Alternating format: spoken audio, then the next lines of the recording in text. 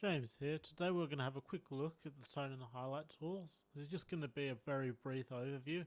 I set up a basic scene which is just going to be a vase which we're going to add some tone and some highlight to. Now if you're using the standard Animate, to get to your tone you go down here to effect and you can add your tone and your highlight here, and you'll just add them the same way that you add any other effect, and you'll have your same matte layer, which I'm going to call your mask. I always call them the mask layer, and the mask, so you have the mask layer and the actual drawing as part of it. So over here you add them in the network view for the pro version. Basically the tone is used to darken and the highlight to brighten, so I'm going to grab a tone module and a highlight module and drop them into my network view. This is just like adding a tone and a highlight in the standard Animate. Now I'm also just going to go and add two drawings, and these drawings are going to be my masks or mattes, whatever you'd like to call them, for the tone and the highlight. This will be the area which is highlighted or darkened. So I'm going to call this tone, and I'm going to call the other one, I just double click on the yellow square to get this dialog up. Now I'm also going to do a sorry about that. I'm also going to do a tutorial on how to make a script which will make your life really easy for adding these, and so you may just want to use the script at the end, or you may actually want to follow the scripting tutorial and learn some more things. Now I'm going to, this is something you don't really need to worry about in standard Animate, but I'm going to move these around in the network view because I'm using Animate Pro here.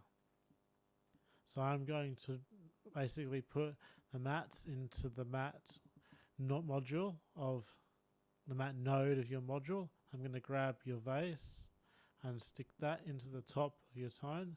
I'm just going to join the tone into the highlight and then bring it back into the composite. And that's your basic setup for using a tone and a highlight on one layer. So now you can go to your camera view, and I'm going to lock down my tone matte.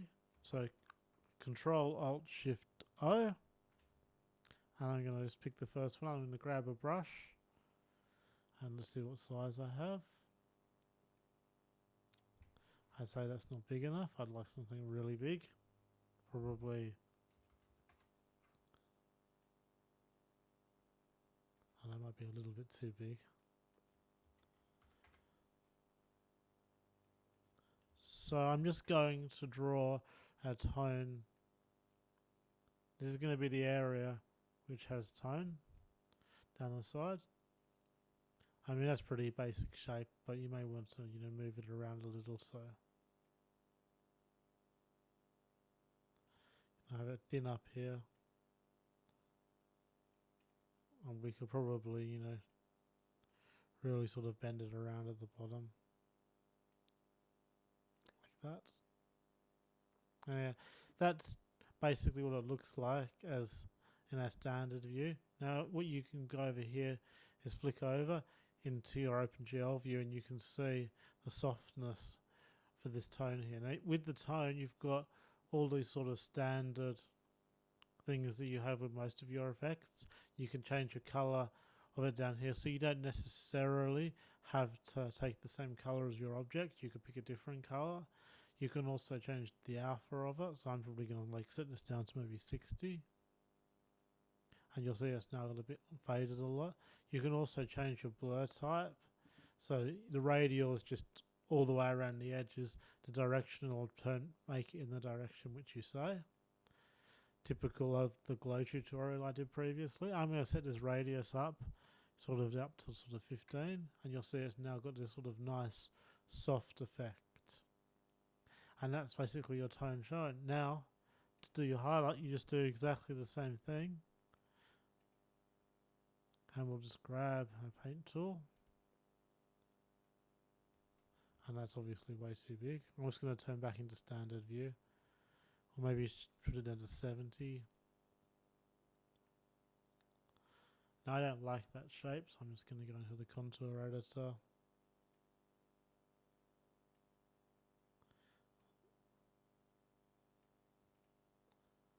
And I kind of still it's a little bit thin up here. I'm just going to grab Alt and move one end.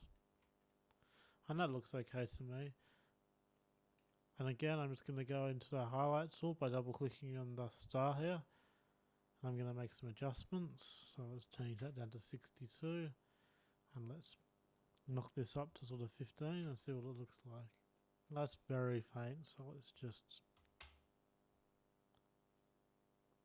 I'll make it a little bit more obvious because you might not be able to see it that clearly on the video. So there, you now have a sort of a basic vase and your tone and highlight. You can do this to any object.